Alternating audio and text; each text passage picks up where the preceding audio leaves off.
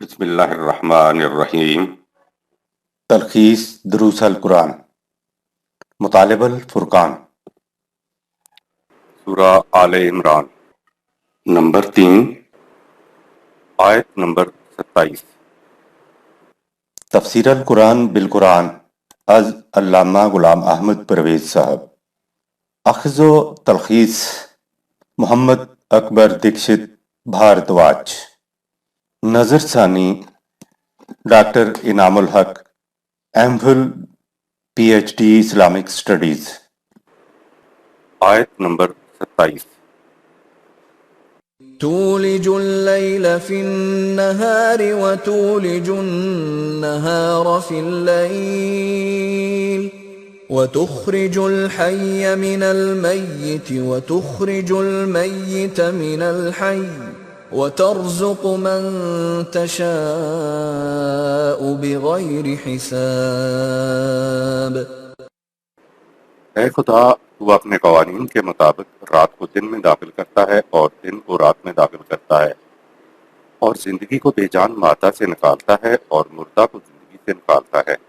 یعنی تیرے قوانین سے ہم آہنگ اور غیر ہم آہنگ ہونے سے معنوی زندگی اور معنوی موت ملتی ہے، اور تو اخروی دنیا میں بھی مردہ انسانوں کو زندہ کرے گا، اور تو اپنے قوانین سے انسانی جدوجہد کے ہم آہنگ ہونے کے سبب بہت وافر رزق عطا کرتا ہے۔ بغیر حساب رزق کیسے ملتا ہے؟ ليجزيهم الله أحسن ما عملوا ويزيدهم من فضله۔ سورہ 24 آیت نمبر 38۔ تاکہ اللہ ان کے عمل کا بہترین بدلہ دے اور ان کو اپنے فضل سے مزید نوازے۔ یعنی تم اپنے ہاں اس کا حساب لگاؤ، اس حساب کے مقابلے میں بہت زیادہ ملے۔ یہ وہ ہے جسے والله يرزق من يشاء بغير حساب۔ سورہ 24 آیت 38 کہا گیا ہے۔ تو کیا بغیر حساب کے یہ معنی ہے کہ لوٹ مچی ہوئی ہے؟ اس کے یہ معنی ہوتے ہیں کہ تم اپنے ذہن سے اپنے فارمولے کے مطابق حساب کرتے ہو، لیکن ہمارے فارمولے اور قانون کے اندر اس سے کہیں زیادہ دینے کی صلاحیتیں ہوتی ہیں۔ جب اس کے مطابق کرتے ہو تو تمہارے حساب و شمار سے بھی کہیں زیادہ ملتا ہے۔ یہ سارا پروگرام دے کر کہا کہ ليجزيهم الله أحسن ما عملوا۔ سورہ 24 آیت 38، تاکہ خدا ان کو ان کے اعمال کا بہترین بدلہ دے دے۔ اور آگے یہ ہے کہ اللہ رزق دیتا ہے۔ اب من یشاء کے معنی دیکھ لیجیے کیا ہوئے۔ من یشاء کے معنی یہ ہے کہ ہمارا قانون مشیت یہ ہے کہ جو لینا چاہے آئے اور ہمارے قانون کے مطابق لے لے۔ دنیا میں رزق کیسے ملتا ہے؟ اعمال کے بدلے میں، صحیح و عمل کے بدلے میں، کوششوں کے بدلے میں۔ یعنی رزق طبعی قوانین کے مطابق ملتا ہے۔ اگر ایک غیر مسلم قانون زراعت کے مطابق کھیتی کاشت کرے گا تو اس کے کھیت سے عبد الرحمن کے کھیت سے زیادہ فصل حاصل ہوگی۔ جس نے قانون زراعت کی نگہداشت نہیں کی، طبعی قوانین ایسے ہیں جس کے نتیجے میں کفر اور ایمان کا کوئی تعلق نہیں ہے۔ قرآن میں جہاں یہ من یشاء اور نشاء اور تشاء کے الفاظ آئے ہیں تو آپ ان کے معنی یوں کیجئے کہ یہ خدا کے قانون مشیت کے مطابق ہوتا ہے۔ اس نے ہر چیز کے لیے قانون مشیت بنایا ہوا ہے۔ خدا کے متعلق جب آئے گا تو معنی ہوں گے کہ سب کچھ خدا کے قانون مشیت کے مطابق ہوتا ہے۔ آیت نمبر 28۔ لا يتخذ المؤمنون الكافرين أولياء من دون المؤمنين ومن يفعل ذلك فليس من الله في شيء إلا أن تتقوا منهم تقاه وَيُحَذِّرُكُمُ اللَّهُ نَفْسَهُ وَإِلَى اللَّهِ الْمَصِيرُ۔ جماعت مومنین کے لیے یہ قطعاً جائز نہیں کہ وہ کفار کو اپنا رازدار دوست اور رفیق بنائے۔ یہ تعلقات تو انہیں صرف مومنین کے ساتھ وابستہ رکھنے ہوں گے، اور جو ان مخالفین کو اپنا دوست بنائے گا تو نظام خداوندی سے اس کا کوئی تعلق باقی نہیں رہے گا۔ تمہیں ان کفار سے ڈرنے کی ضرورت نہیں، البتہ ان سے بہت زیادہ محتاط رہو اور اپنی حفاظت کا پورا سامان تیار رکھو، اور بڑی شدت کے ساتھ خدا کے قوانین پر عمل کرو، اور تم قوانین خداوندی کی خلاف ورزی کی پاداش سے ڈرو، اور خدا کے قانون مکافات کا نتیجہ ہی تمہارا آخری ٹھکانہ ہے۔ الا ان تتقوا منہم تقاتا، یہاں اللہ کے معنی البتہ ہیں، تتقوا منہم ان سے محتاط رہو، تقاتا اپنی حفاظت کا سامان کرو، تو مفہوم یہ ہوگا البتہ ان سے محتاط رہو اور اپنی حفاظت کا سامان کرو۔ اگلے ٹکڑے یحذرکم اللہ نفسہ نے بتا دیا کہ ان سے ڈرنے کی کوئی بات نہیں، ڈرو تو قوانین خدابندی کی خلاف ورزی کرنے سے ڈرو۔ قرآن حکیم نے انسانوں کے اندر تفریق کا معیار خالصتاً مستقل اقدار خدابندی کو قرار دیا ہے۔ انسانوں کی ابتدائی آبادی ایک ہی گروہ تھی، ایک ہی مقام کے اوپر یہ اکٹھے مل کے رہتے تھے، پھر ان میں مفادات کی وجہ سے اختلافات پیدا ہوئے تو یہ گروہوں میں بٹ گئے۔ ان گروہوں میں سب سے پہلی تفریق کا معیار قبیلے یا نسل کی بنیاد تھی، پھر آگے بڑھتے ہوئے زبانیں مختلف ہوئیں تو زبانوں کے اعتبار سے ان میں گروہ بندیاں ہوئیں، پھر وطنوں کے اعتبار سے گروہ بندیاں ہوئیں۔ یوں کسی خاص ملک میں رہنے والے ایک قوم کے افراد کہلائے، دوسرے ملک میں رہنے والے دوسری قوم کے افراد۔ جب وطن کی بنیاد پر تفریق قائم ہو گئی تو نسلی تفریق پیچھے رہ گئی۔ آج ایک ملک کی قوم دوسرے ملک کی قوم سے برسر پیکار ہے اور درندوں سے بھی زیادہ بربریت کا ثبوت دے رہے ہیں۔ قرآن کریم ان لوگوں کو جو مستقل اقدار خداوندی کو مانتے ہوں ایک گروہ قرار دیتا ہے، اور جو ان سے انکار کرتے ہوں انہیں دوسرا گروہ قرار دیتا ہے۔ اس ماننے کو ایمان اور انکار کرنے کو کفر کہا جاتا ہے۔ ایک دین کے ماننے والے دنیا کے کسی بھی خطے میں بستے ہوں وہ ایک گروہ کے افراد ہوں گے، اور دین کا انکار کرنے والے دوسرے گروہ کے افراد ہوں گے۔ جو دین خداوندی کی ممبرشپ قبول کرتے ہیں وہ مومن ہوتے ہیں، اور جو ممبر نہیں بنتا انہیں کافر کہتے ہیں، یعنی یہ وہ نان ممبر ہوتے ہیں جو دین خداوندی کو تسلیم نہیں کرتے۔ ماننے والا مومن ہے اور نہ ماننے والا کافر ہے۔ یہ تفریق خدا نے پہلے نبی حضرت نوح علیہ السلام کے وقت ہی یہ کہہ کر دی تھی کہ تیرا بیٹا تیرے اہل میں سے یعنی تیرے گروہ میں سے نہیں ہے۔ بیوی کے متعلق بھی کہہ دیا کہ یہ تیرے گروہ میں سے نہیں ہے۔ اسی طرح حضرت لوط علیہ السلام سے کہا کہ تیری بیوی تیرے گروہ میں سے نہیں ہے۔ حضرت ابراہیم علیہ السلام سے کہا کہ تیرا باپ بھی اپنوں میں سے نہیں ہے۔ یہاں تک کہ قریش جو ایک ہی نسل کے لوگ تھے ان میں سے جنہوں نے دین کو تسلیم نہ کیا ان کو بھی غیر قرار دیا گیا۔ غیر مسلموں کے ساتھ باہمی تعلقات قائم کرنے سے منع کرنے کی وجہ۔ دو قومی نظریہ قرآن کریم کا دیا ہوا ہے۔ کہا هو الذی خلقکم، سورہ 64 آیت نمبر 2۔ اللہ وہ ہے جس نے تمہیں پیدا کیا۔ قرآن نے تمام انسانوں کو دو ہی گروپ میں تقسیم کیا ہے۔ کہا فمنکم کافر ومنکم مومن، ایک گروہ کافروں کا اور دوسرا گروہ مومنین کا۔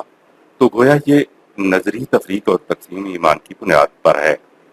یہ دو قومی نظریہ یا تقسیم ہند کے وقت ابھر کر سامنے آیا تھا، جس کی بنیاد پر پاکستان بھارت وجود میں آیا۔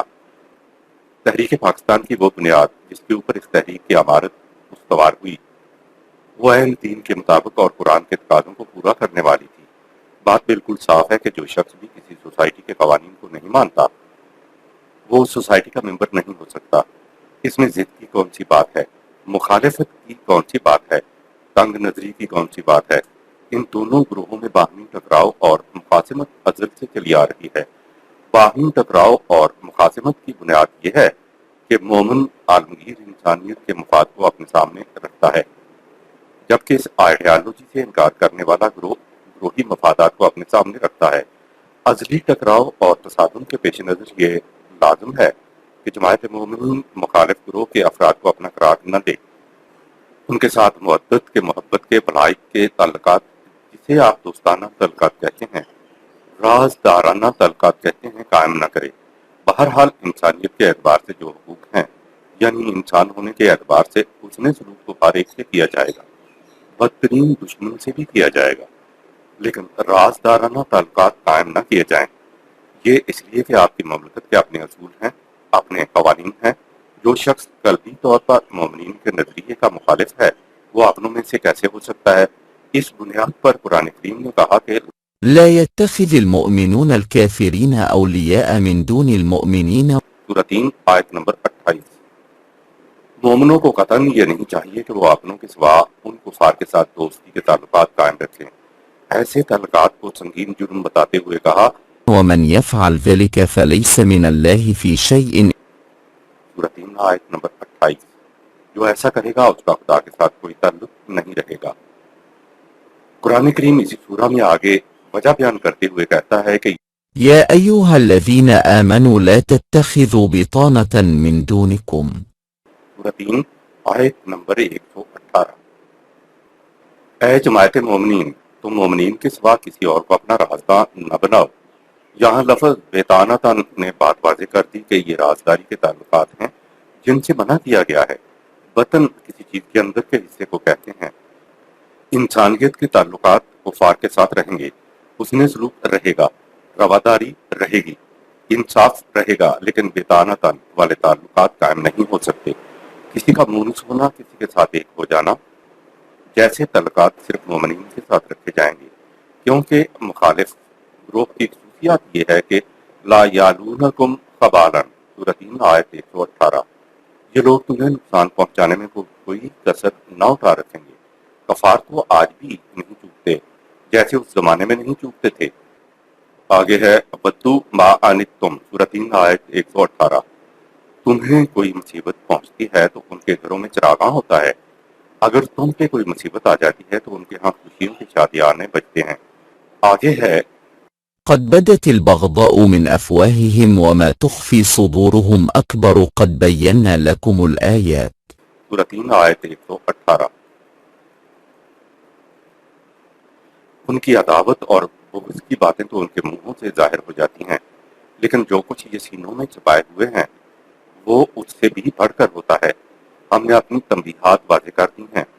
مخالفین کی مزید خصوصیات بیان کرتے ہوئے اگلی آیت میں کہا ها أنتم أولئك تحبونهم ولا يحبونكم وتؤمنون بالكتاب كله وإذا لقوكم قالوا آمنا وإذا خلوا عضوا عليكم الأنامل من الغيظ قل موتوا بغيظكم سورہ 3 آیت نمبر 119،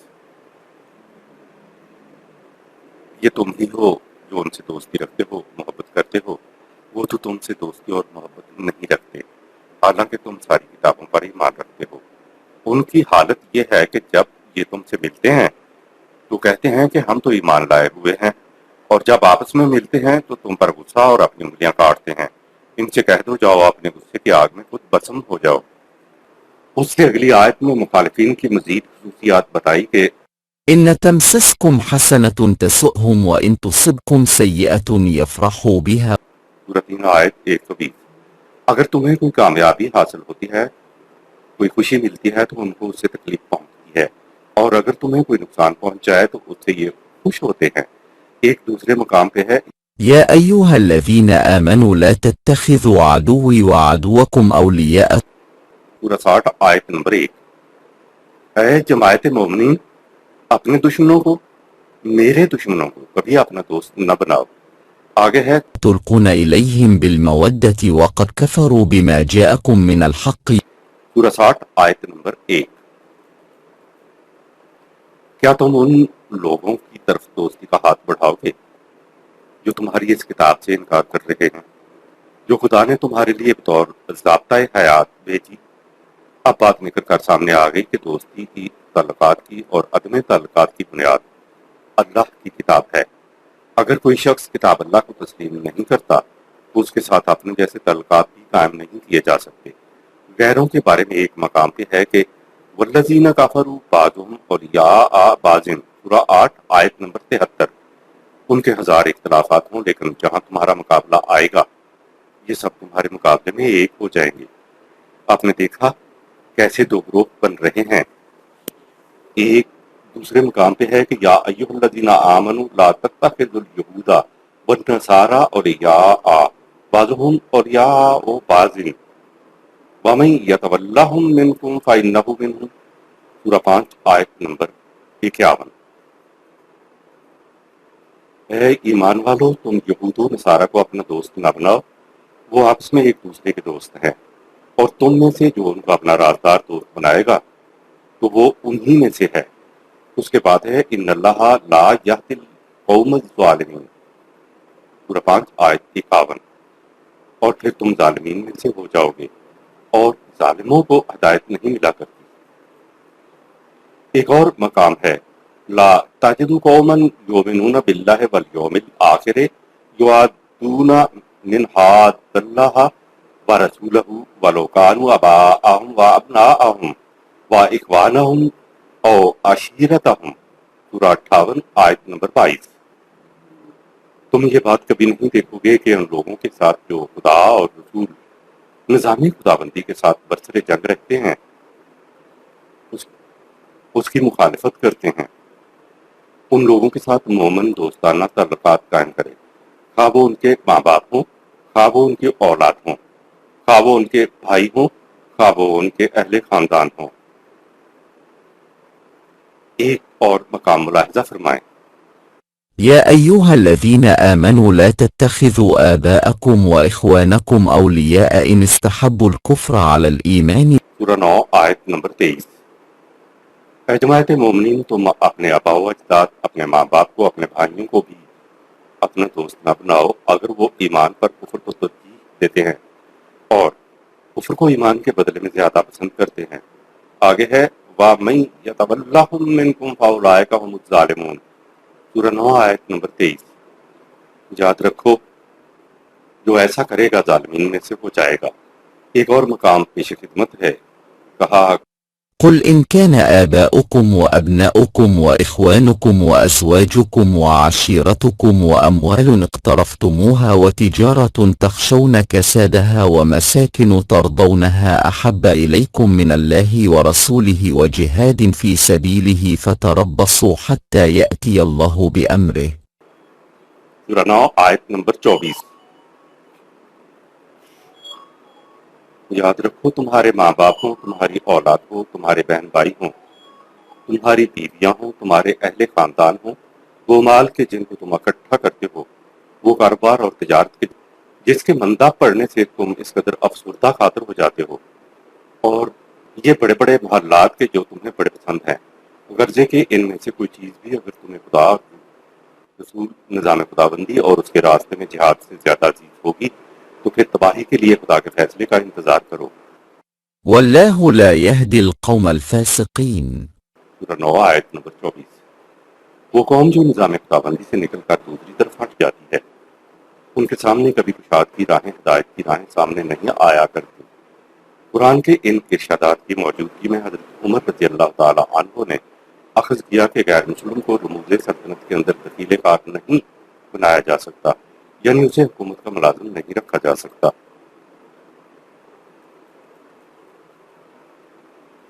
مخالفین کے ساتھ اوپر سے ظاہر دوستانہ تعلقات قائم رکھنا قرآنی تعلیم کی روح سے منافقت ہے، نیز شیعہ حضرات کے عقیدہ تقیہ کی حقیقت۔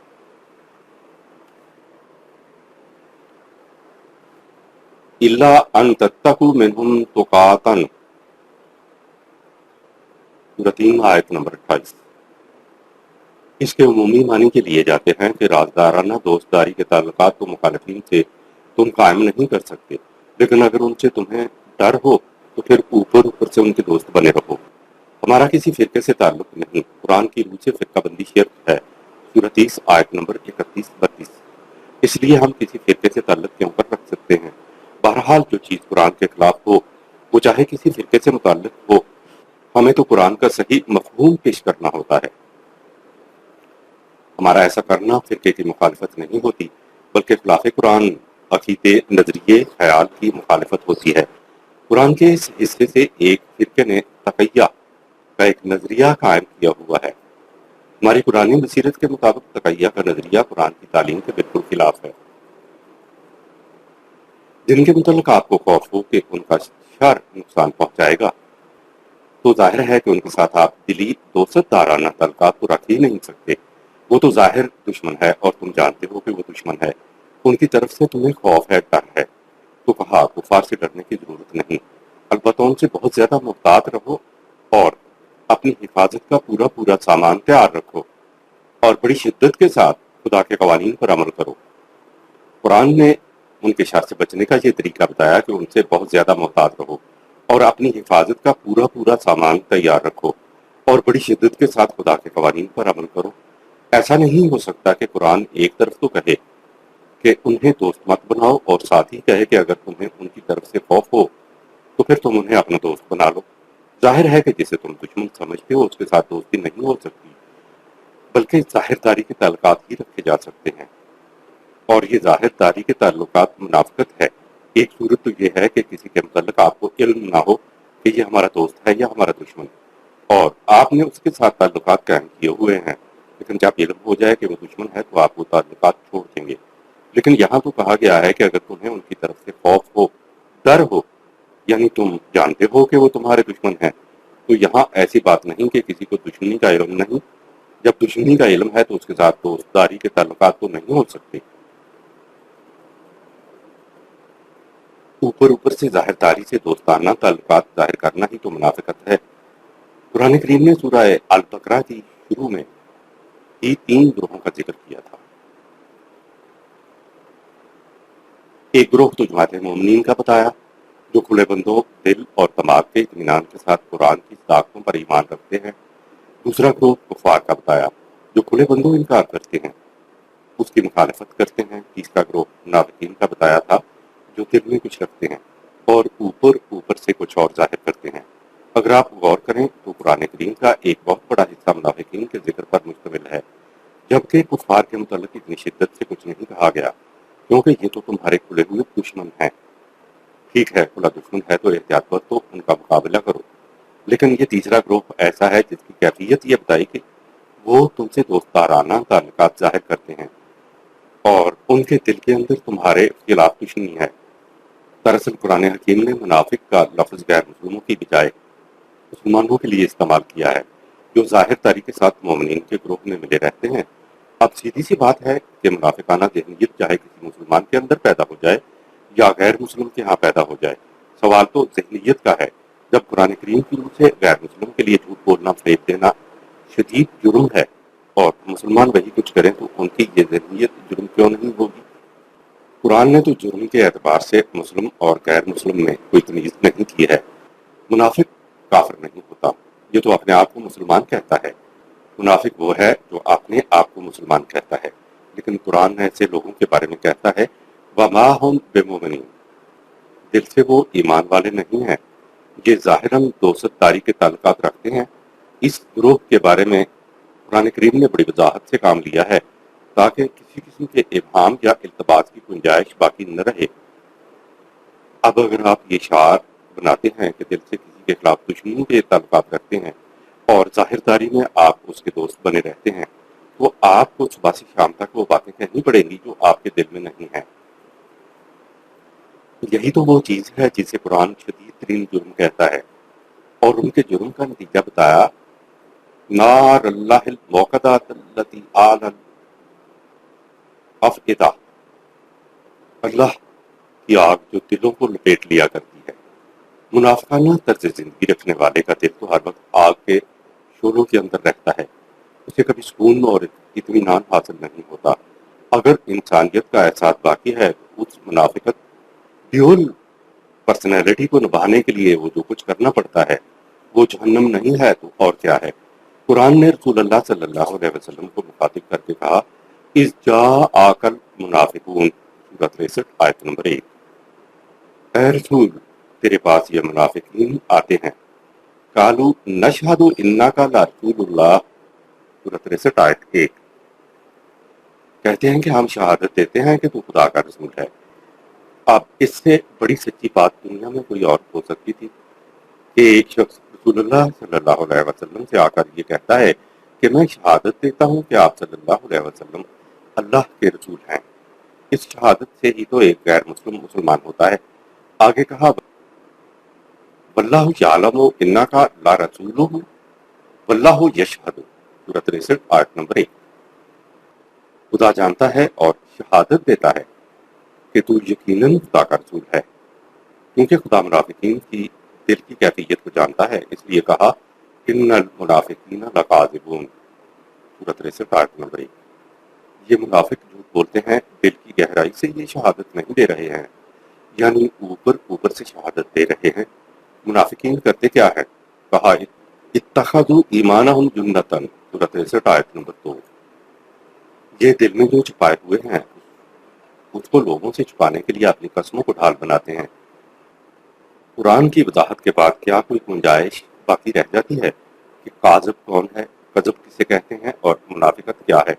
منافق کے بارے میں کہا یقولون بافواہہم ما لیس فی قلوبہم، یہ وہ بات کہتے ہیں جس کی گواہی ان کا دل نہیں دیتا۔ معلوم ہوا کہ جھوٹ وہ ہے جس میں زبان اور دل ہم آہنگ نہ ہوں، اور یہی منافقت ہے۔ دل اور زبان کا ہم آہنگ ہونا سچائی ہے۔ اگر کوئی شخص علم نہ ہونے کی وجہ سے کسی غلط بات کو سچ سمجھ کر کہتا ہے تو اسے جھوٹا نہیں کہا جائے گا، کہا یہ جائے گا کہ اس کو اس کا علم نہیں تھا۔ یہ جھوٹا اس لیے نہیں ہے کہ اس کا دل اور زبان ہم آہنگ ہے، اگرچہ یہ بات بھی غلط ہے۔ قرآن تاکید کرتا ہے کہ ایسی بات زبان پہ مت لاؤ جس کے متعلق تمہیں علم نہ ہو، لیکن اگر کبھی ایسا ہوتا ہے تو یہ بات قلب کے اندر نہیں آئے گی، جہالت کے اندر آ جائے گی، رہ گئی خوف میں منافقت سے کام لینے کی بات۔ تو قرآن ساحرین فرعون کے کردار کو سراہتے ہوئے پیش کرتا ہے، جنہوں نے لالچ اور خوف ہونے کے باوجود بڑے دربار میں کہہ دیا کہ موسیٰ علیہ السلام صداقت پر ہے، اور یہ کہ ہم ایمان لے آئے ہیں۔ فرعون انہیں سولی پہ لٹکانے اور ہاتھ پاؤں کٹوا دینے کی دھمکی دیتا ہے، لیکن وہ خوف میں بھی اپنے ایمان سے نہیں ہٹتے۔ ساحرین فرعون کھلے بندوں کافر تھے، تو کھلے بندوں مومن ہوئے اور خوف کے عالم میں بھی مومن رہے۔ ان کی اس استقامت کو قرآن کریم نے اپنی دفتین میں محفوظ کر کے انہیں حیات جاوید عطا کر دیا۔ یاد رکھیں، انسانیت انہی نفوس کے دم سے قائم ہوتی ہے جو آزمائش کے موقعوں پر بھی اپنے دل اور زبان کو ہم آہنگ رکھیں۔ ان ساحرین فرعون نے اپنی جان کو جوفوں میں ڈال کر اللہ تعالیٰ کی تعریف و توصیف بیان کی، تو دیکھیں ان کے اوپر قرآن کس قدر تحسین و آفرین کے ڈونگے برسا رہا ہے۔ قرآن کی تعلیم کی روح سے منافقت ڈیول پرسنالٹی بدترین سنگین جرم ہے، منافقت سے پاک اور صداقت پر مبنی۔ حضرت ابراہیم علیہ السلام اور ان کے ساتھیوں کے کردار کو قرآن نے کہا قد کانت لکم اسوۃ حسنۃ فی ابراہیم والذین معہ، سورہ 60 آیت نمبر 4۔ تمہارے لیے حضرت ابراہیم علیہ السلام اور اس کے ساتھیوں کی زندگیاں بہترین ماڈل ہے۔ حضرت ابراہیم علیہ السلام نے خوف میں بھی کہہ دیا اذ قالوا لقومہم انا براء منکم ومما تعبدون من دون اللہ کفرنا بکم وبدا بیننا وبینکم العداوۃ والبغضاء ابدا، سورہ 60 آیت نمبر 4۔ ہم تم سے اور تمہارے معبودان باطل سے بری الذمہ ہیں، متنفر ہیں، ہمارا ان سے کوئی تعلق نہیں، ہم تمہاری ہر بات کا انکار کرتے ہیں۔ تمہارے اور ہمارے درمیان ہمیشہ کے لیے کھلی ہوئی دشمنی ہے۔ آگے ہے کہ ہمیشہ کی دشمنی کیسے ختم ہوگی، کہا حتی تؤمنوا باللہ، یہاں تک کہ تم بھی اسی خدا پر ایمان لے آؤ۔ قرآن حکیم میں حضرت ابراہیم علیہ السلام کو صادق کی بجائے صدیق کے لفظ سے نوازا گیا ہے۔ اگر رسول بھی سچ نہ بولے گا تو اس سے آسمان کے نیچے ہم سچ کو کہاں تلاش کرنے جائیں گے؟ رسول کے دعویٰ رسالت کی تو پہلی دلیل ہی یہ ہوتی ہے کہ وہ سچ بولتا ہے۔ وہ ایسی بات کہتا ہے جس کا کوئی محسوس ثبوت ہوتا ہی نہیں ہے۔ وہ کہتا ہے کہ یہ جو میں کہہ رہا ہوں یہ میری اپنی فکر کی تخلیق نہیں ہے، بلکہ خدا کی طرف سے مجھے یہ علم ملا ہے۔ وہ کہتا ہے کہ جو کچھ میں کہہ رہا ہوں اس کو میرٹ پر پرکھو۔ لوگوں نے اس صورت کے الفاظ میں الا ان تتقوا منہم تقاتا، سورہ 3 آیت نمبر 28 میں اللہ سے مغالطہ کھایا ہے۔ عربی زبان میں اللہ کے معنی بلکہ بھی ہوتے ہیں۔ اس اعتبار سے مطلب یہ ہو جائے گا کہ مخالفین سے دوست داری کے تعلقات بالکل نہ رکھو، اللہ البتہ ان سے پوری اپنی حفاظت کرتے رہو، محتاط رہو۔ دوست داری کے تعلقات سے منع کیا ہے تو اس کے معنی یہ نہیں ہے کہ ان کے ساتھ کوئی تعلق ہی نہ رکھو، واسطہ ہی نہ رکھو، ان کی طرف سے غافل ہو جاؤ۔ کہا یہ ہے کہ ان تتقوا منہم، سورہ 3 آیت نمبر 28۔ لا تعلقی بھی ایسی نہ ہو کہ ان کی طرف سے غافل ہو جاؤ، ان کی طرف سے پورے محتاط رہو، ان کے شر سے بچ کے رہو، اپنی حفاظت کا سامان رکھو۔ تو قاعتن کے معنی ہے کہ ہر قسم کا سامان حفاظت کرنا۔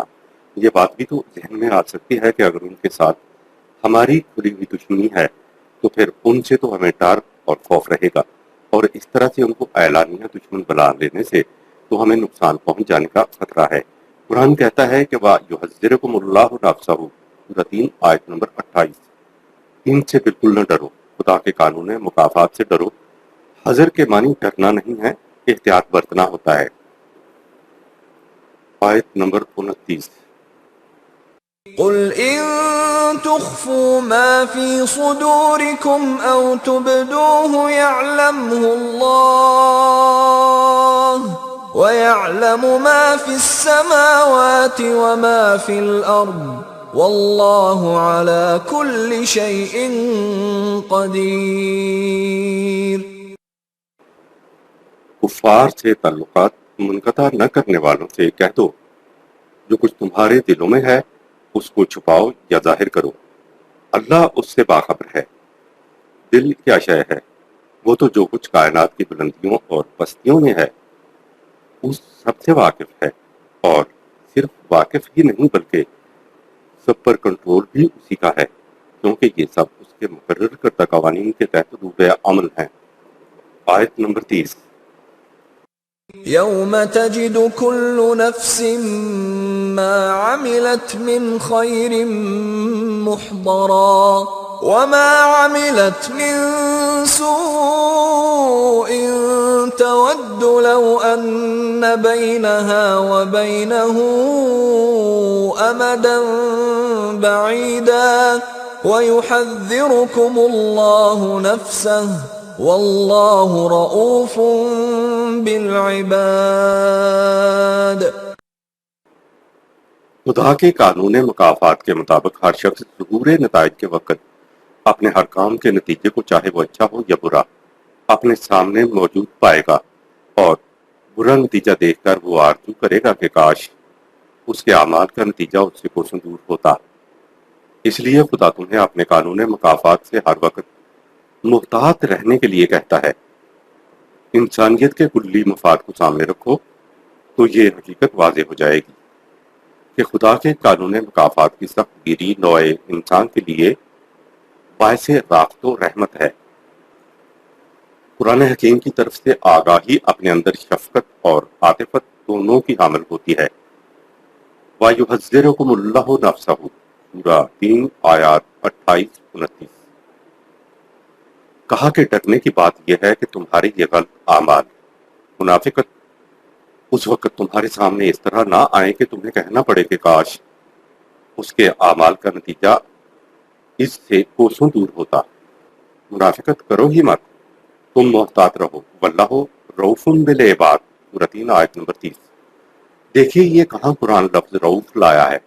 یہ تنبیہات اس لیے کر رہا ہے کہ وہ مومنین کے ساتھ رافت رکھتا ہے، نرمی کا برتاؤ رکھتا ہے۔ مومنین کو اس لیے ان چیزوں کو سمجھاتا ہے کہ زندگی میں محتاط رہنے کی ضرورت ہے۔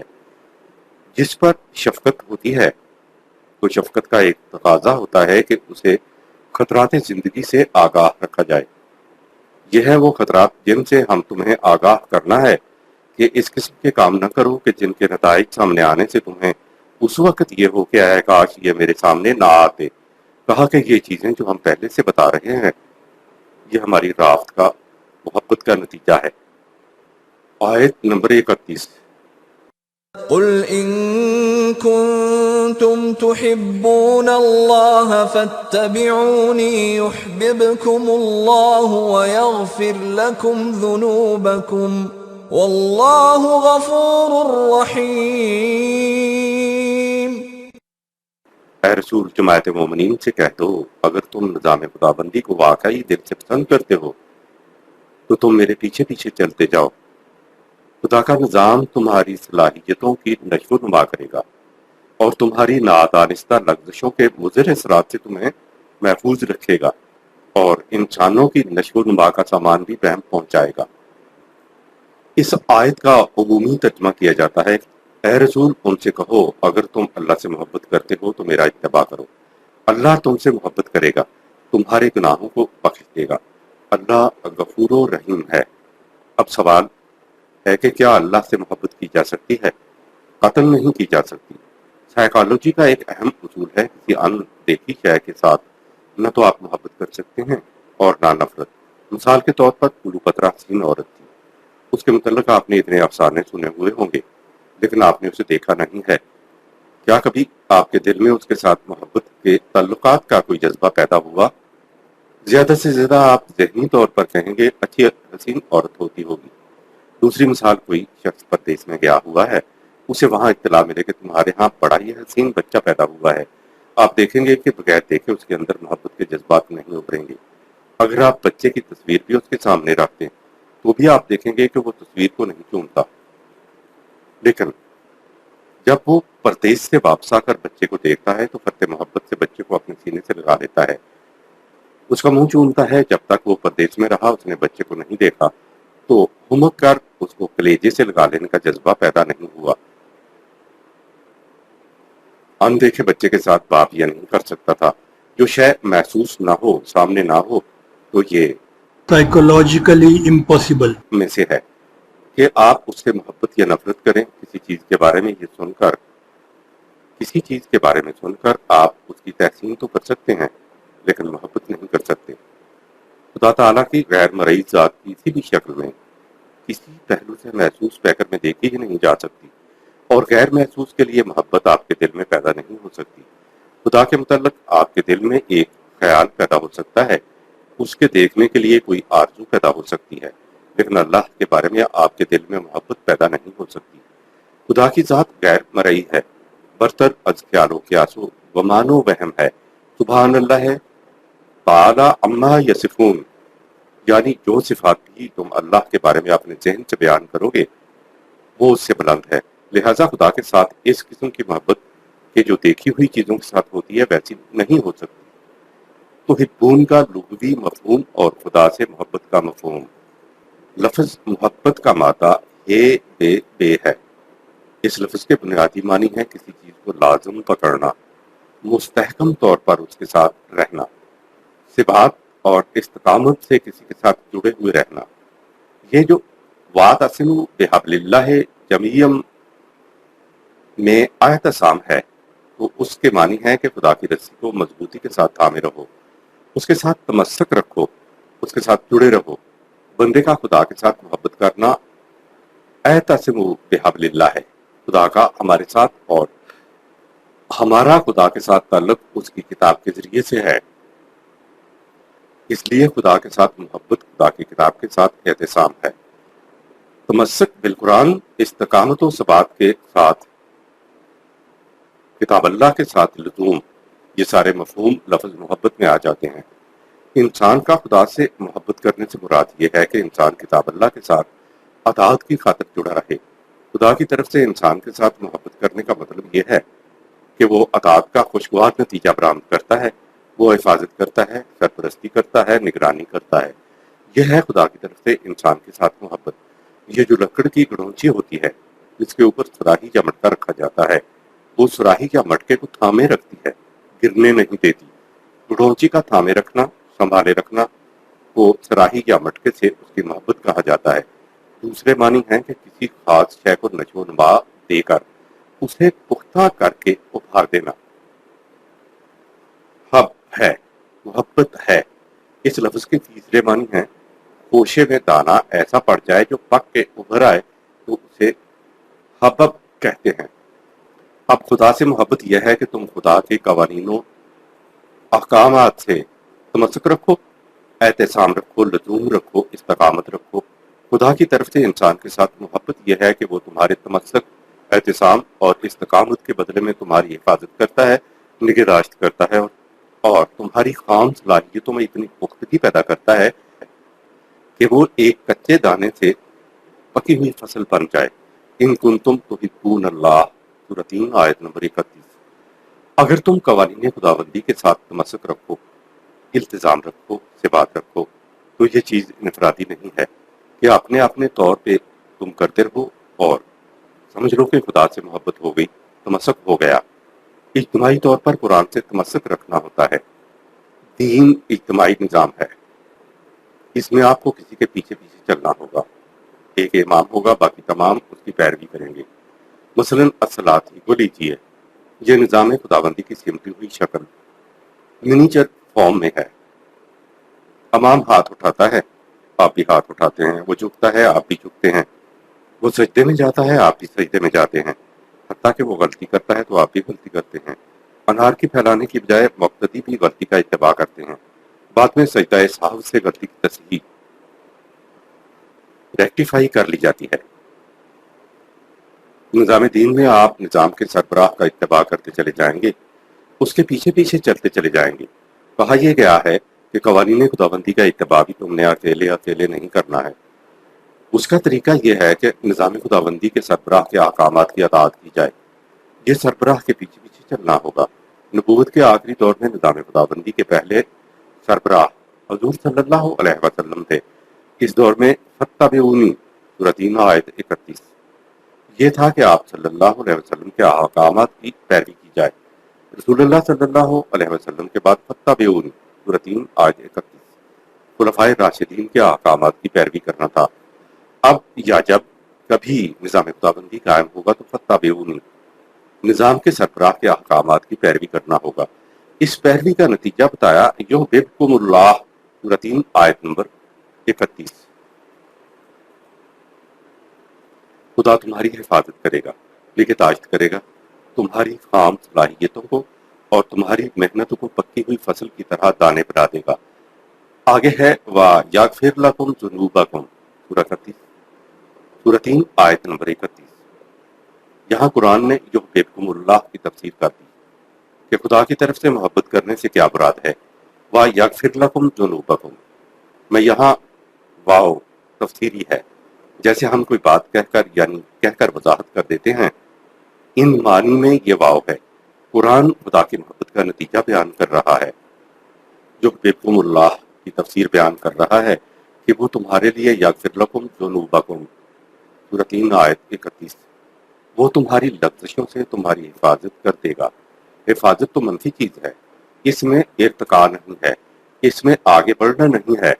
مثبت بات قرآن نے بتائی کہ واللہ غفور الرحیم سورہ 3 آیت نمبر 31 حفاظت کے ساتھ وہ تمہیں سامان نشو و نما بھی عطا کرے گا تاکہ تم ارتقائی طور پر آگے بڑھ سکو۔ آگے بڑھنے کا عملی پروگرام اگلی آیت میں آتا ہے،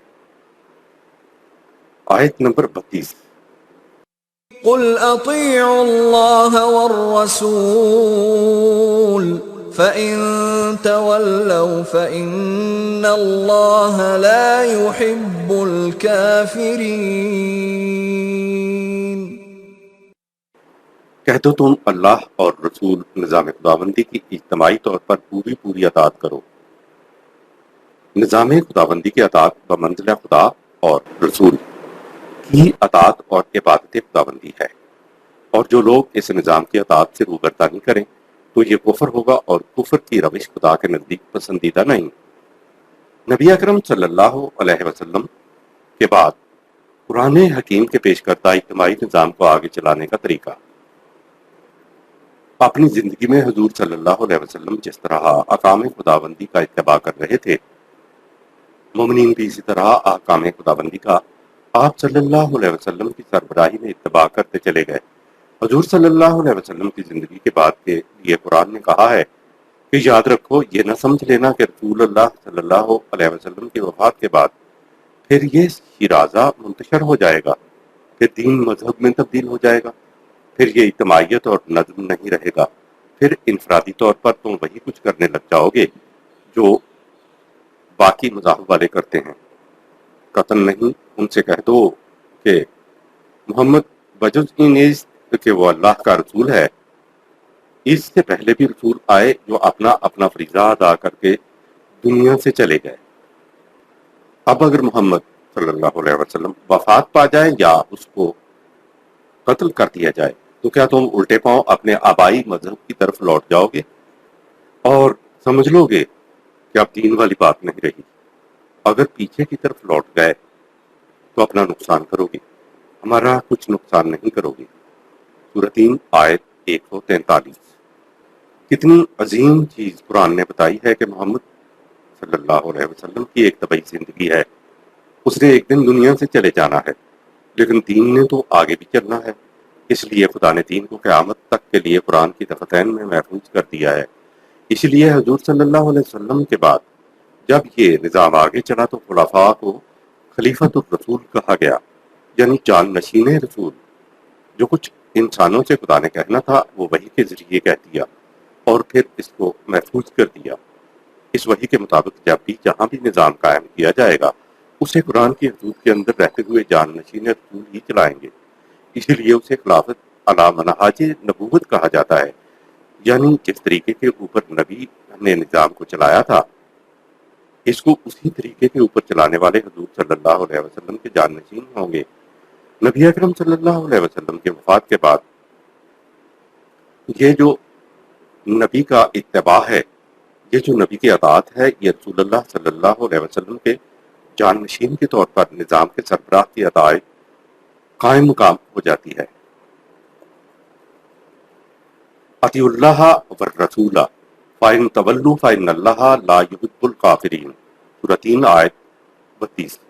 اگر اس سے روبردانی کرتے ہو تو یاد رکھو یہ کفر ہے، لا يحب الکافرین، دیکھا وہی محبت کا لفظ آ گیا، یعنی ان کی نہ خدا حفاظت کرتا ہے، نہ نگہداشت کرتا ہے، اور نہ ان کے کچے دانے کو بنا کے فصل بناتا ہے۔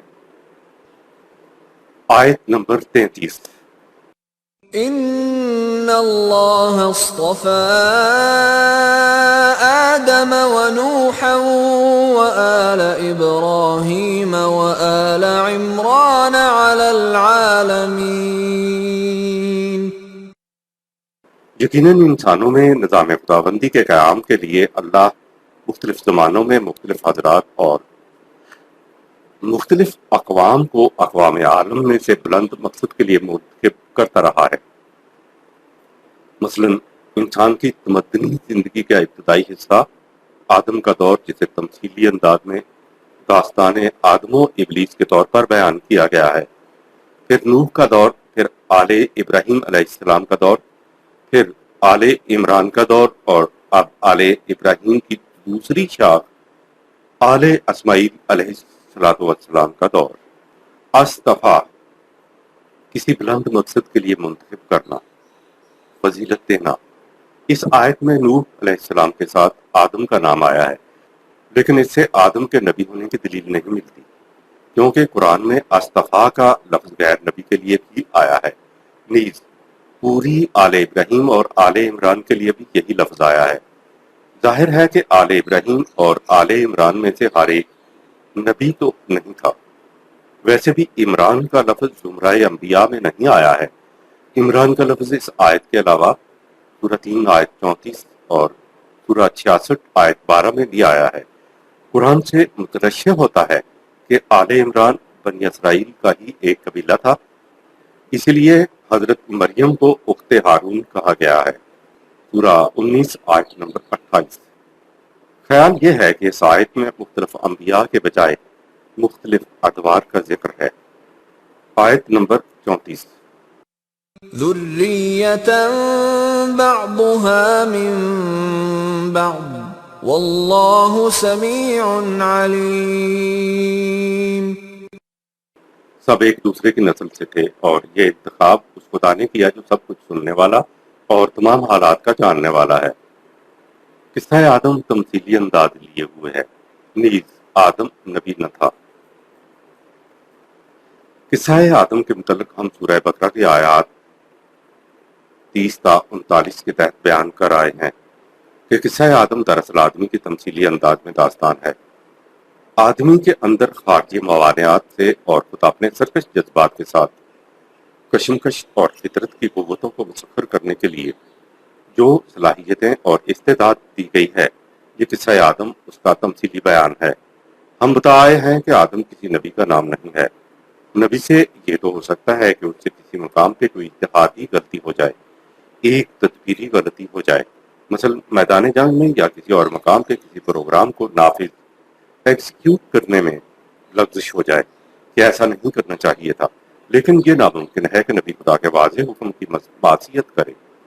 معصیت کے معنی یہ ہوتے ہیں کہ اسے حکم دیا جائے کہ یوں کرو اور وہ اس کے خلاف کرے۔ قرآن نے آدم کی سب سے بڑی معصیت یہ بتائی کہ اس نے خدا کے حکم والا تقرب ھذا الشجرہ کی خلاف ورزی کی۔ نبی سے ساون اور نسیان سے تو لغزش ہو جاتی ہے، لیکن وہ خدا کے حکم کی خلاف ورزی نہیں کرتا۔ اس کے علاوہ سورہ البقرہ میں خدا کا یہ فرمان کیا آ چکا ہے، اے ابلیس، میرے مخلص بندوں پر تیرا زور نہ چلے گا۔ انبیاء کرام اور خدا کی اطاعت سے سرشار لوگ ہی تو مخلص بندے ہوتے ہیں۔ اگر آدم مخلصین میں سے ہوتا تو وہ خدا کے حکم کی خلاف ورزی نہ کرتا۔ آیت میں ذکر مختلف ادوار کی وضاحت۔ قرآن نے اصل میں آدم، نوح، ابراہیم اور عمران کی تاریخ کے 4 ادوار پیش کیے ہیں۔ مثلاً سب سے پہلے دور انسان کی ابتدائی تمدنی زندگی کا تھا، جس میں ہنوز زندگی کے مسائل اتنے زیادہ الجھاؤ والے نہیں تھے۔ یہ دور آدم ہے، یعنی آدمیت کا دور ہے۔ دوسرا دور حضرت نوح علیہ السلام کا آتا ہے۔ ان کے متعلق کہا ہے کہ وہ 950 برس تک رہے، تو اس کا مطلب یہ نہیں ہے کہ وہ 950 سال زندہ رہے، بلکہ اس کا مطلب یہ ہے کہ حضرت نوح علیہ السلام کی تعلیم کا اثر 950 سال رہا۔ اس دور کی ذہنی بلوغت کا اندازہ اس بات سے لگائیے کہ حضرت نوح علیہ السلام جیسے انسان کو کشتی بنانے کا طریقہ بھی معلوم نہ تھا۔ کشتی بھی خدا کے زیر نگرانی بنائی گئی۔ اس کے بعد تیسرا دور حضرت ابراہیم علیہ السلام کا آتا ہے۔ اس دور میں تمدنی زندگی بہت آگے بڑھ گئی تھی، مسائل حیات زیادہ پیچیدہ ہو گئے تھے۔ اس کے بعد چوتھا دور آل عمران کا ہے۔ کہا جاتا ہے کہ حضرت عمران حضرت موسیٰ علیہ السلام کے والد کا نام تھا، لہٰذا حضرت موسیٰ اور حضرت ہارون علیہ السلام کا جو سلسلہ ہے اس کو آل عمران کہا جاتا ہے، جو حضرت عیسیٰ علیہ السلام پر ختم ہوا۔ اس کے بعد چھٹا اور آخری دور محمد صلی اللہ علیہ وسلم کا ہے، جو قیامت تک کے عرصے کو محیط ہے۔ حضرت مریم کے متعلق لفظ اصطفیٰ کا مفہوم اور مومنین کے لیے فرعون کی بیوی کی مثال۔ دور عمران کے سلسلے کی آخری کڑی حضرت عیسیٰ علیہ السلام ہے۔ قرآن نے حضرت عیسیٰ علیہ السلام سے پہلے اس کی والدہ حضرت مریم کا ذکر ان اللہ اصطفیٰ سورہ 3 آیت 33 کہہ کر کیا ہے۔ اصطفیٰ کے معنی ہے اللہ نے منتخب کیا، برگزیدہ کیا۔ یہ ضروری نہیں ہے کہ جس کے متعلق اصطفیٰ کا لفظ آیا ہو وہ نبی ہو۔ حضرت مریم کے متعلق 3-4 آیتیں آگے چل کر ہے۔ وإذ قالت الملائكة يا مريم إن الله اصطفاك وطهرك واصطفاك سورہ 3 آیت 42۔ اور جب فرشتوں نے کہا اے مریم اللہ نے تجھے ایک بلند مقصد کے لیے منتخب کیا، تو اس کا مطلب یہ نہیں ہے کہ حضرت مریم نبی تھی۔ حضرت مریم نبی نہیں تھی، کیونکہ قرآن کی روح سے کوئی عورت نبی نہیں ہوئی۔ اصطفیٰ صرف نبی ہی کے لیے نہیں آتا، یہ لفظ برگزیدہ اور منتخب افراد کے لیے بھی آتا ہے۔ مثلاً خود امت محمد صلی اللہ علیہ وسلم کے متعلق کہا ہے ثم اورثنا الکتاب الذین اصطفینا من عبادنا، سورۃ 35 آیت نمبر 32۔ پھر ہم نے اس کتاب کا وارث ان لوگوں کو بنایا جنہیں ہم نے منتخب کر لیا تھا اپنے بندوں میں سے۔ تو یہ ضروری نہیں کہ جہاں لفظ اصطفیٰ آیا ہو تو وہ نبی کے متعلق آیا ہو۔ جنہیں بھی قرآن کسی مقصد کے لیے چن لیتا ہے، برگزیدہ کر لیتا ہے، ان کے لیے یہ لفظ لاتا ہے۔ حضرت مریم کو خدا نے ایک مقصد کے لیے چن لیا تھا، اس لیے ان کے ساتھ لفظ اصطفیٰ آیا ہے کہ ہم نے اسے برگزیدہ کیا، اسے منتخب کیا۔ قرآن کریم میں 2 اولو العزم عورتوں کا ذکر آیا ہے، ان میں سے ایک تو فرعون کی بیوی ہے اور دوسری حضرت مریم ہے۔ کہا وضرب الله مثلا للذين آمنوا امرأة فرعون سورہ 66 آیت نمبر 11۔ خدا مومنین کے لیے فرعون کی بیوی کی مثال بیان کرتا ہے۔ آگے ہے إذ قالت رب ابن لي عندك بيتا في الجنة ونجني من فرعون وعمله سورہ 66 آیت 11۔ اس کی بیوی نے کہا کہ یہ جو فرعون کا عقیدہ ہے، اس کے عمل ہیں، میں ان سے متنفر ہوں، مجھے اس سے نجات دلا۔ قرآن نے فرعون کی بیوی کو بطور مثال پیش کیا ہے جسے ایمان نصیب ہے، اور وہ فرعون اور اس کے اعمال سے نہ صرف متنفر ہے بلکہ دعائیں مانگ رہی ہے کہ مجھے اس سے تو نجات دلا۔ یہ اتنی بڑی چیز ہے کہ قرآن نے اس کے تذکرے کو اپنی دفتین میں محفوظ کر لیا ہے۔ عصمت کی حفاظت کی بنا پر قرآن کریم نے حضرت مریم کی عظمت کا ذکر ومريم ابنة عمران التي أحصنت فرجها سورہ 66 آیت 12۔ اور مریم عمران کی بیٹی یا قبیلہ عمران کی لڑکی مریم نے اپنی عصمت کی حفاظت کی۔ سوال پیدا ہوگا کہ عصمت کی حفاظت تو ہر شریف عورت کرتی ہے، تو کیا محض اتنی سی بات پر قرآن نے حضرت مریم کی عظمت کا ذکر کیا ہے؟ اور کیا محض اس وجہ سے اس کے متعلق کہا کہ وَاصْطَفَاكِ عَلَى النِّسَاءِ الْعَالَمِينَ، سورہ 3 آیت 42۔ ہم نے اقوام عالم کی عورتوں میں اسے برگزیدہ کیا۔ عیسائیت میں حضرت مریم کی پرستش ہوتی ہے محض اس لیے کہ وہ حضرت عیسیٰ علیہ السلام کی ماں ہیں۔ قرآن کے نزدیک کسی نبی کی ماں ہونا یا کسی نبی کا باپ ہونا، کسی نبی کا بیٹا ہونا یا اس کی بیٹی ہونا کوئی وجہ فضیلت نہیں ہے۔ آیت نمبر 35۔ إذ قالت امرأة عمران رب إني نذرت لك ما في بطني محررا فتقبل مني إنك أنت السميع العليم۔ جب آل عمران کی ایک عورت نے اپنے عقیدے کے مطابق اپنے رب کی منت مانی کہ میں اپنے پیدا ہونے والے بچے کو تمام دنیاوی امور سے آزاد کر کے تیرے لیے وقف کرتی ہوں تاکہ وہ تیرے مقدس گھر ہیکل کی خدمت کرے، سو اے میرے پروردگار تو میری اس نظر کو شرف قبولیت عطا فرما۔ بے شک تو ہی تو ہے جو سب کچھ سننے اور جاننے والا ہے کہ میں نے کس حسن نیت اور خلوص سے یہ منت مانی ہے۔ نظر یہودیوں کے ہاں ایک طبقہ تھا جسے نظری کہا جاتا تھا۔ بعض تو خود کو خدا کی نظر کر دیتے تھے، بعض کو اہل خاندان یا والدین نظر کر دیتے، اور بعض اوقات ولادت سے قبل ہی بچے کو خدا کی نظر کر دیا جاتا۔ وہ ساری عمر نظری رہتا۔ یہ خود ساختہ عقیدہ بھی تھا کہ عہد شباب میں نظری کا مرتبہ انبیاء کے برابر ہو جاتا ہے۔ یہ نظری عبادت گاہوں اور خانقاہوں میں راہبوں کی سی زندگی بسر کرتے تھے۔ شادی بھی وہ صرف راہبہ سے اور راہبہ صرف راہب سے کر سکتی تھی۔ ایسا لگتا ہے کہ حضرت مریم کے والدین کا تعلق نظری فرقہ سے تھا۔ اس قسم کی نظر خدا کو مطلوب نہیں۔ قرآن نے ان کے ایک عقیدہ کے مطابق جو واقعہ پیش آیا ہے صرف اس کا ذکر کیا ہے۔ محررن سورہ 3 آیت 35۔ تمام دنیاوی بندشوں سے آزاد، محررن سے ہی ہمارے ہاں لفظ تحریر ہے۔ جب تک بات آپ کے ذہن میں ہے تو وہ آپ کی گرفت میں ہوتی ہے، اسے آپ اپنے ذہن میں رکھتے ہیں، لیکن جب آپ ذہنی بات کو لکھ کر دے دیتے ہیں تو ذہنی بات آپ کی گرفت میں نہیں رہتی، بات آزاد ہو جاتی ہے۔ اسے وہ تحریر کہتے ہیں۔ حر مرد آزاد کو کہتے ہیں، اور چونکہ زندگی کی حرارت ان کے ہاں مرد حر ہی کا حصہ ہوتا ہے اس لیے ان کے ہاں دودھ کی گرمی کو بھی حر کہتے تھے۔ آیت نمبر 36۔ فلما وضعتها قالت رب إني وضعتها أنثى والله أعلم بما وضعت قالت رب إني وضعتها أنثى والله أعلم بما وضعت وليس الذكر كالأنثى وإني سميتها مريم وإني أعيذها بك وذريتها من الشيطان الرجيم۔ تو جب اس نے نظر کرتا بچے کو جنا تو اس نے کہا اے میرے رب یہ تو میں نے لڑکی کو جنا ہے، ماں کو خیال ہوگا کہ اس کے ہاں لڑکا ہوگا، اور اللہ کو خوب معلوم تھا اس چیز کا جو وہ جنی تھی، اور مریم کی ماں کو خیال گزرا کہ لڑکا لڑکی کی مانند تو نہیں ہوتا۔ ماں نے کہا کہ میں اس کا نام مریم رکھتی ہوں، اور اس نے آرزو کی کہ اس کو اور اس کی اولاد کو بھی شیطان مردود کے وساوت سے محفوظ رکھنا۔ مریم یہ سریانی زبان کا لفظ ہے جس کے معنی بلند مرتبہ یا عابدہ اور خادمہ کے ہیں۔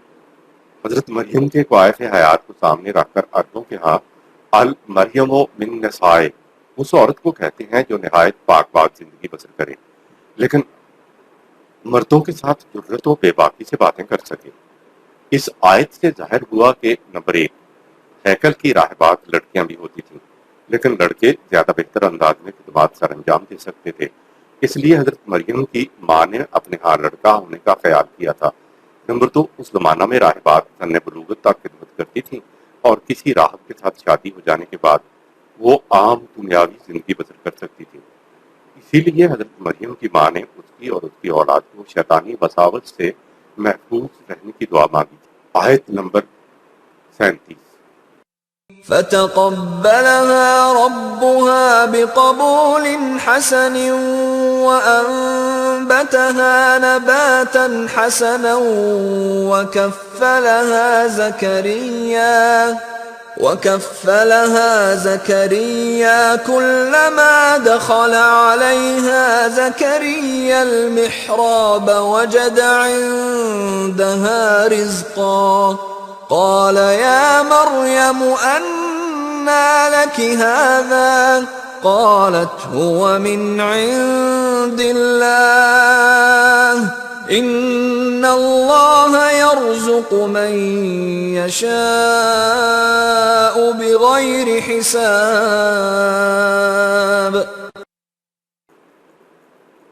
تو اس کے رب نے اس کی منت کو شرف قبولیت عطا فرمایا اور ایسے اسباب پیدا کر دیے کہ عمدہ طریق پر اس کی پرورش ہوتی رہے، اور زکریا کو اس کا کفیل بنایا۔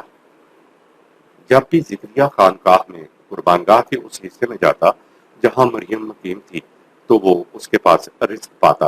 احتیاطاً ایک دن زکریا سے پوچھا، اے مریم یہ چیزیں تمہیں کہاں سے حاصل ہوتی ہیں؟ اس نے کہا یہ اللہ کے پاس سے ملتی ہیں، یعنی زائرین باربنائے عقیدت یہ چیزیں فی سبیل اللہ دے جاتے ہیں۔ بے شک اللہ اپنے قوانین کے مطابق جو حاصل کرنا چاہیں بے حساب وافر رزق عطا فرماتا ہے۔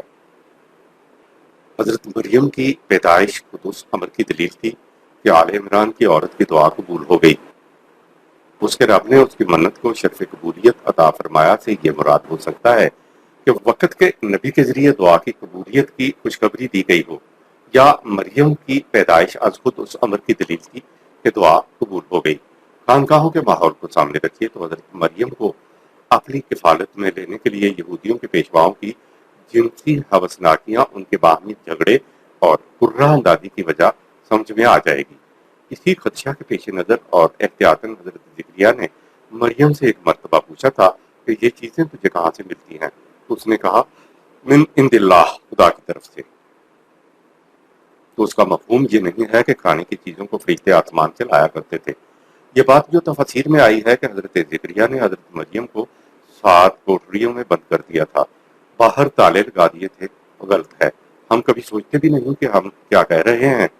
ایسا کبھی نہیں ہوا تھا کہ حضرت زکریا علیہ السلام نے حضرت مریم کو تالوں میں بند کر دیا ہو۔